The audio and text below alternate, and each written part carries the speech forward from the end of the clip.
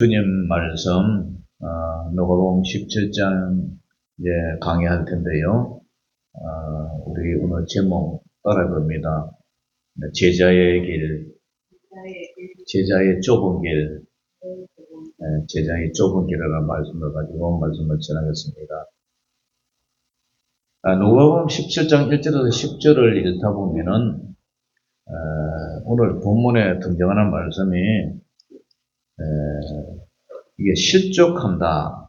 지극히 작은 자 하나를 실족하면 차라리 연자맷돌을 골목에 미어서 바다에 던진다. 그러면서 또 용서에 대한 얘기가 나오고요. 그다음 용서 얘기가 나오다가 갑자기 겨자씨 하늘만한 믿음이 있으면 이 뽕나무들어 뿌리가 뽑혀서 바다에 신기라 해도 그대로 순종한다. 이런 얘기하면서 또 무익한 종 얘기가 또 갑자기 전개가 돼요. 그래서 본문 성경을 읽다 보면은 왜 실종 얘기가 나오다가 용서까지는 문맥이 연결되는데 갑자기 예수님께서 겨자씨 하늘과 뽕나무 이야기로 전환하면서 무익한 종 얘기로 이렇게 급선회를 하실까? 이 왜 문맥이 잘 맞지 않은데 갑자기 예수님께서 문맥을 바꿔서 이렇게 다른 얘기를 하면서 마치 엉뚱한 얘기로 반전을 하다가 마치는 아리송한 그런 결론같이 이렇게 느껴졌어요. 그래서 이것을 이제 묵상하다가 오늘 20절부터 하나님의 나라에 대해서 설교할 텐데 그것을 준비했다가 급히 그는 다음 주로 미루기라고 오늘 이 말씀을 전하고자 합니다.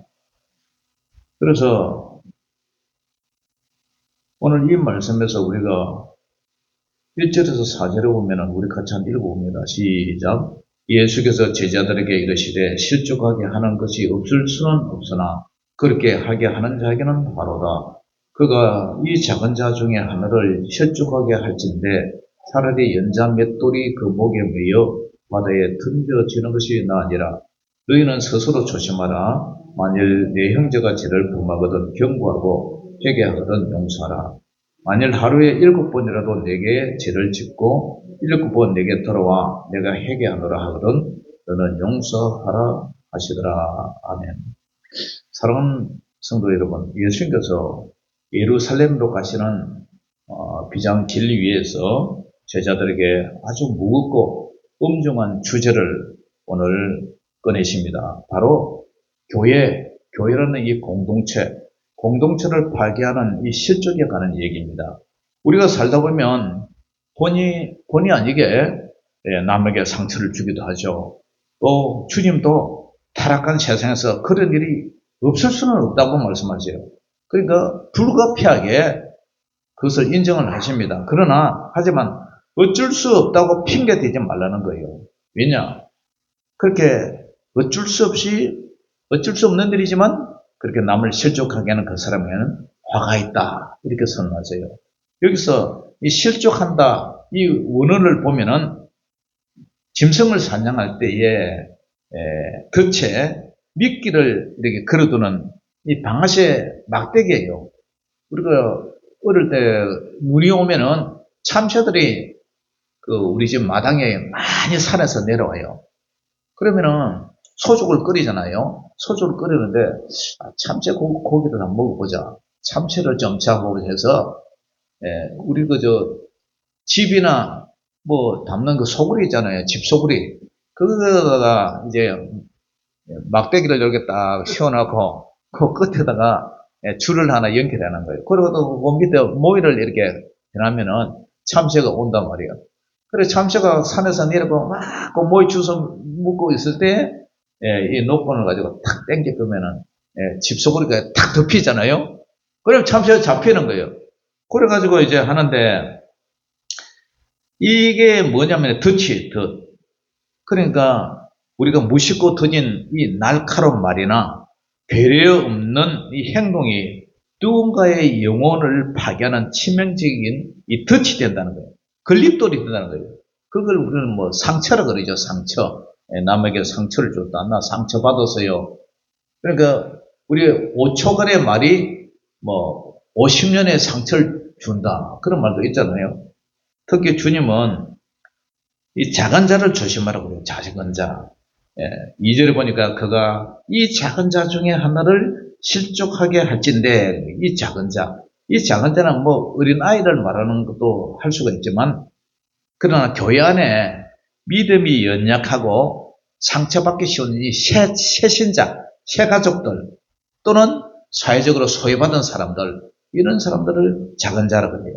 그래서 만약에 우리가 내 고집과 주장 때문에 이들을 실족시켜서 믿음을 떠나게 한다면 차라리 연자 맷돌을 목에 매라고 하는 것과 같다. 이런 말씀이에요. 여기서 말씀하는 이 맷돌은 집에서 뭐 콩 갈아 먹는 요만한 이 맷돌 이게 아니에요.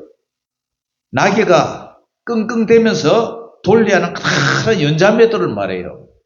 옛날에 로마 시대나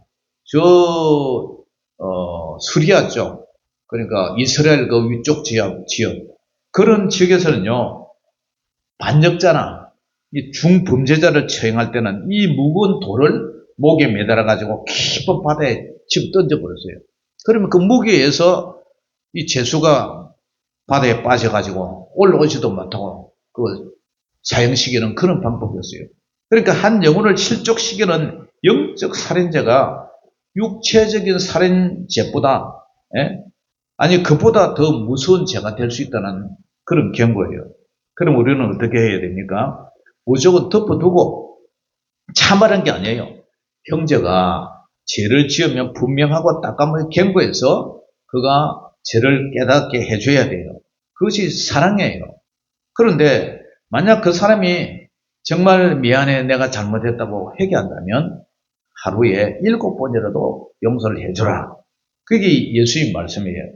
당시 유대 그 지도자들, 랍비들, 그런 사람은 참 세 번이라고 우리 말에도 참 세 번이라고 그러는 3세번이라고 그러죠. 3세번. 그래 3번까지만 참으면 성령 군자를 가르쳤어요. 그런데 예수님은 7번, 즉 완전수를 말씀하세요. 이것은 해수를 세면서 참으라는 게 아니라 끝까지 무제한적으로 하나님의 성품인 그 헤세드, 인애의 사랑, 그 사랑으로 받아주는 거예요. 우리 교회가 용서받은 죄인들의 병원이 되면 우리 교회가 여러분들이 기존 교인들이 무조건 참고 철없는 그 영혼들을 작은 자들을 가슴으로 안아주고 무한한 용서의 길밖에 없는 줄 믿으시기를 주의 이름으로 축원합니다. 호세아서 3장에 보면은 구약의 선지자 호세아를 가만히 생각해 보세요. 그의 아내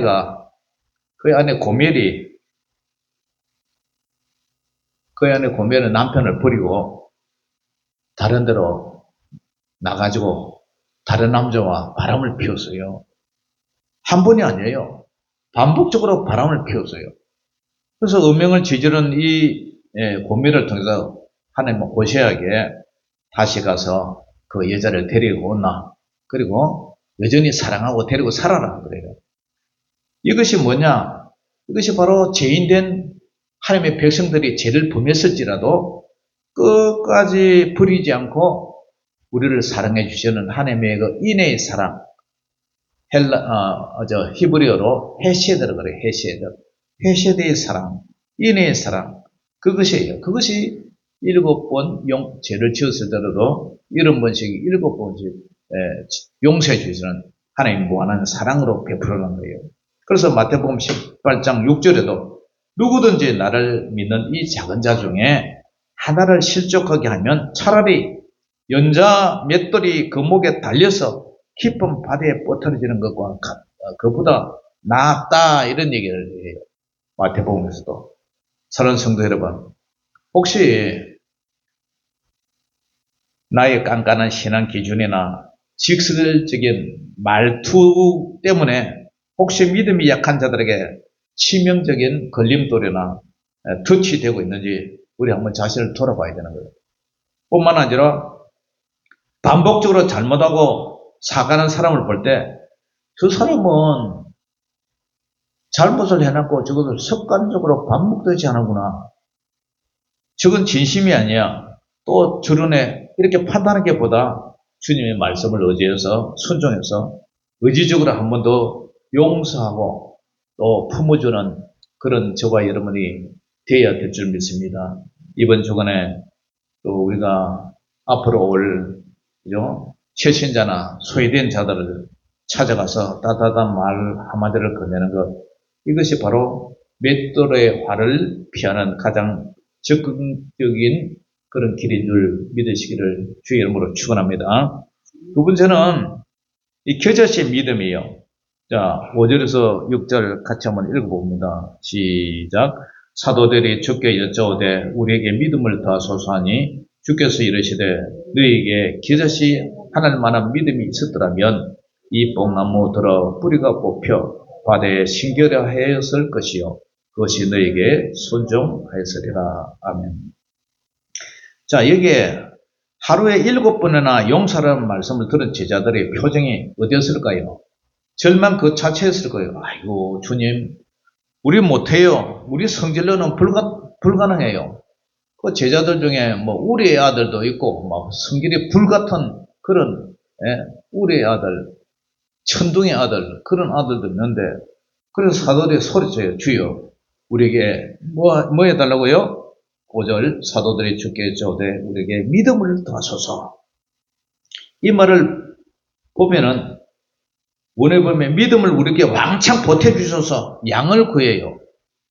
제자들은 그 엄청난 용서를 해내려면 이 내공이 산처럼 쌓인 큰 믿음, 마치 슈퍼맨 같은 그런 믿음이 필요할 것으로 착각을 합니다. 그런데 예수님이 답변에 기가 막혀요. 너희에게 겨자씨 하나만한 믿음이 있어도 된다. 여러분 겨자씨 보셨어요? 정말 깨소금의 한 반만해요. 깨소금 있죠? 깨소금 깨알의 그 반만한 가루예요. 그런데 주님은 믿음의 크기가 중요한 게 아니라 그 믿음이 살아내느냐 하는 생명력이 중요하다고 말씀을 하세요. 그러면서 뽕나무를 예로 드세요. 여기서 말씀하시는 나무는 우리가 아는 일반 뽕나무가 아니라 검은 뽕나무라는 거예요. 이 뿌리는요, 뿌리가 어마어마하게 깊고 넓게 뻗어서 수령이 한 600년도 넘게 되는 그런 뽕나무예요. 그런데 성인 남자 여럿이 당겨도 절대 뽑히지 않는 그런 나무잖아요. 이것이 무엇을 상정해요? 바로 우리 마음속 깊이 박혀 있는 이 썩뿌리예요. 썩뿌리. 도저히 용서 안 되는 미움이나 10년이고 20년이고 된 깊은 상처, 끊어지지 않는 중독, 열등감, 그런 견고한 진들이에요. 그런데 겨자씨의 믿음이 있으면 이 뽕나무가 뽑혀서 바다에 신기를 할 때에 그들을 갠다는 거예요. 흙도 아닌 바다에 나무가 신겨서 산다는 것은 기적 중의 기적입니다. 여기서 중요한 것은 뽑혀 신기라, 이 말이 내가 어떻게 한다는 얘기가 아니라 하나님의 관점에서 신적 수동태를 사용하고 있는데, 내가 믿음으로 선포하면 실제로 그 징글징글한 나무를 뽑고 옮기는 분은 내가 아니라 하나님이 하신다는 사실이에요. 할렐루야. 그러니까 여러분, 나는 믿음이 부족해서 저 사람 용서 못해요, 이런 말은 겸손이 아니라 핑계란 거예요. 내 믿음이 아무리 작아도 내게 연결된 하나님이 하시면 하나님의 역사가 일어날 줄 믿습니다. 아멘. 나는 부족해도 내가 선포하고 내가 믿으면, 내가 주님께 기도하면 그에 응답하시는 분은 하나님이 하신다는 사실이에요. 여러분, 마가복음 5장에 보면은 12년 된 헬루증 여인이 등장해요. 당시 예수님 주변에는 수많은 인파가 몰려왔어요. 성경을 보면 무리가 막 에워싸 미는 그런 상황이에요. 수백 명의 사람이 예수님의 몸에 부딪히고 밀리고 막 군중들이 몰려드니까, 여러분 이제 뭐 또 선거가 당장 봄에 있지만 유세를 하면 그 지지 앞에 수많은 인파들이 몰리고 막 이래 하잖아요. 그처럼 그 당시에도 수백 명의 사람이 예수님 몸에 부딪히고 밀리고 옷깃을 스쳤어요. 하지만 그 많은 사람 중 누구도 능력이 나가지 않았어요. 그들은 그냥 밀고 당기는 이 물리적 접촉만 이렇게 했을 뿐이에요. 그러나 이 여인은 달랐어요. 그녀는 대단한 믿음의 장수가 아니었어요. 부정하다는, 그죠? 여자가 자꾸 이게 하혈을 하고 있단 말이에요. 하혈을 하니까 냄새나고, 또 모세 오경의 율법에 이 피를 흘리는 여자는, 피를 흘리는 하혈하는 사람, 부정한 여자라고 이 규정을 하고 있기 때문에 율법 때문에 사람들 앞에 나서지도 못하고 두려움에 들들 떨면서 뒤로 몰래 와서 예수님의 옷자락 끝을 살짝 만졌어요. 여러분, 아주 작고 초라한 겨자씨 하나의 믿음 아닙니까? 하지만 그 손길은 믿음의 접촉이었어요. 수많은 사람이 예수님을 밀고 부딪히고 당기고 했지만 아무 일도 일어나지 않았어요.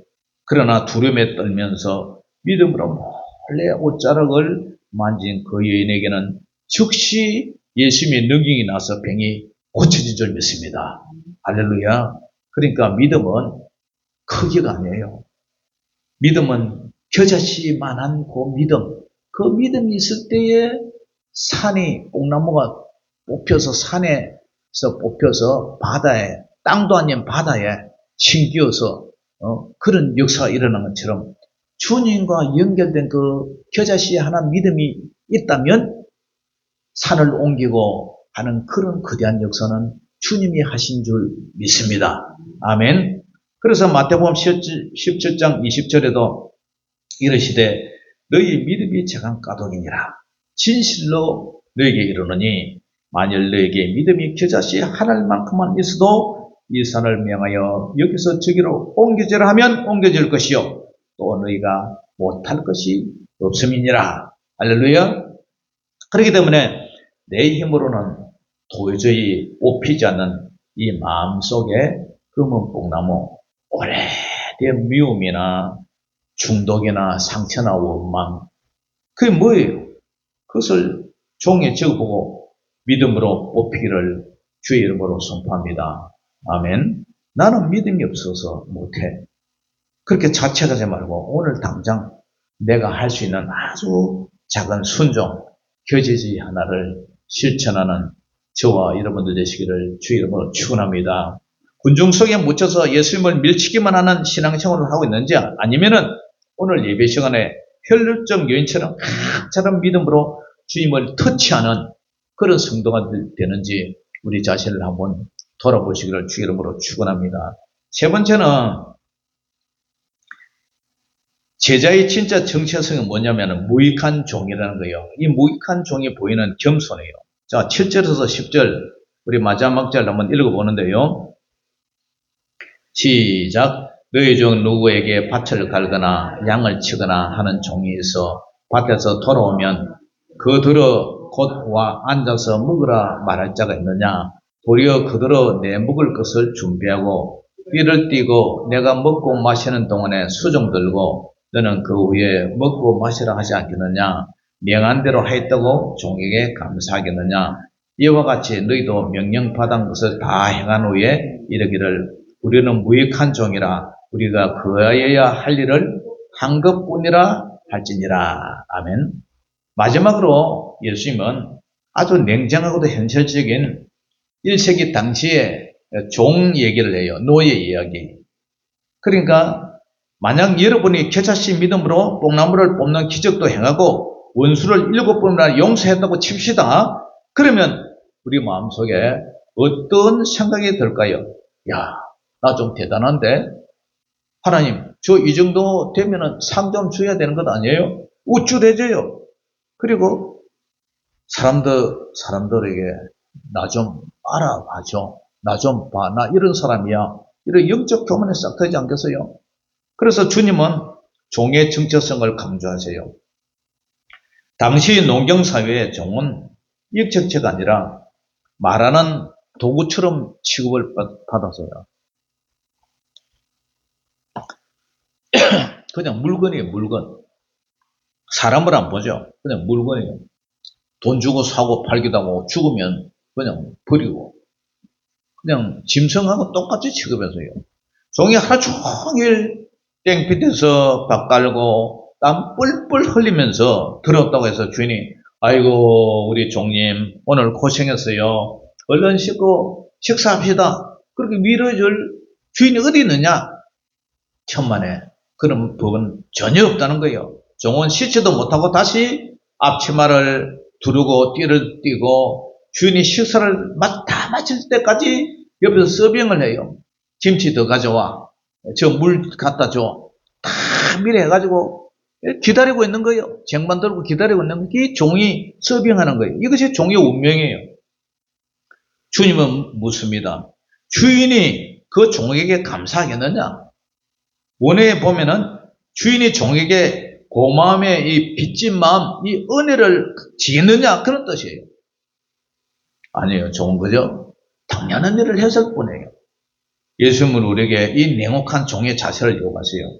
엄청난 사역과 기적을 행한 후에도 우리는 주님, 저는 무익한 종입니다. 그렇게 고백하라는 거예요.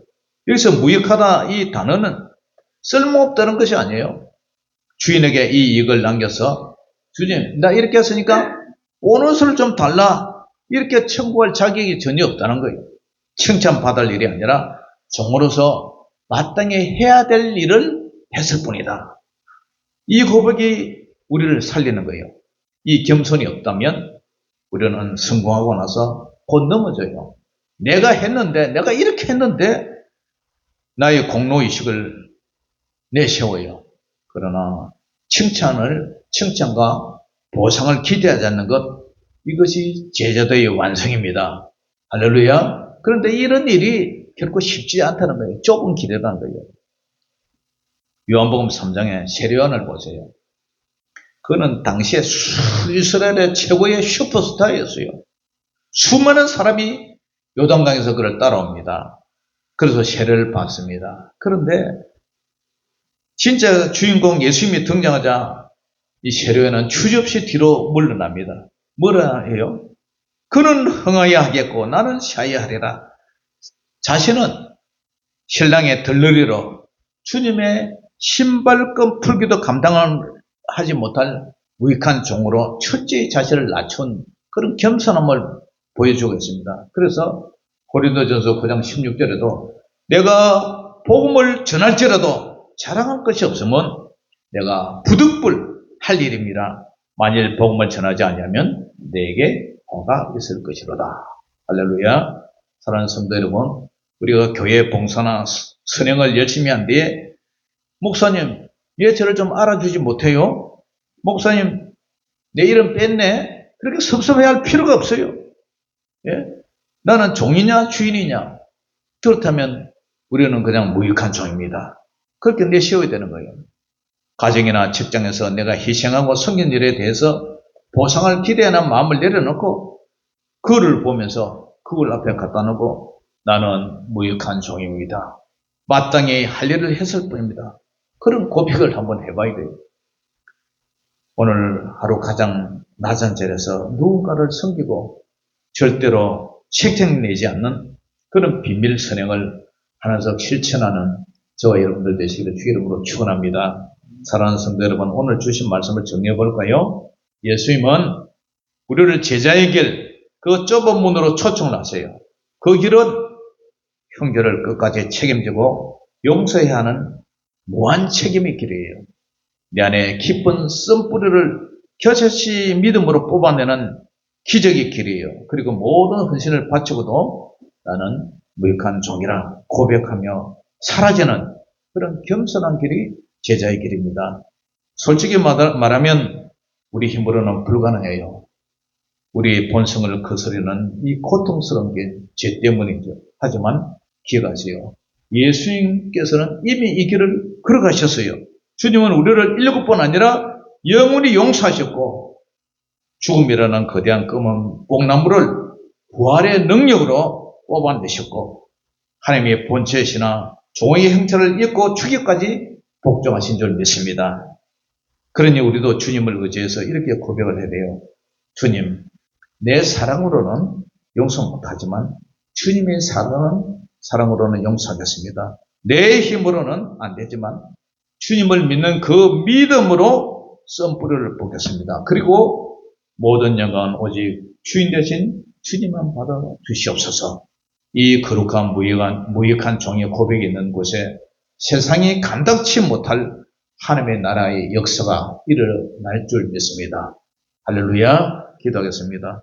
사랑의 아버지 하나님, 은혜를 감사합니다. 오늘 이 말씀을 통해서 제자의 길이 좁은 길이지만 그러나 나의 능력으로 하는 것이 아니라 우리가 기도하면 그 모든 일을 시행하시는 분은 하나님의 능력으로 하신다는 사실을 알고 전적으로 하나님을 의지해서 주님만을 바라보는 그런 삶이 되게 하여 주시옵소서. 주님, 저는 무익한 종입니다. 끝까지 믿음 변치 않고 걸어가는 좁은 제자의 길을 걸어가는 저와 모든 성도들 되게 하여 주시옵소서. 예수 이름으로 감사하며 기도 올려옵나이다. 아멘. 찬송가 부르면서 준비한 예물 드리겠습니다.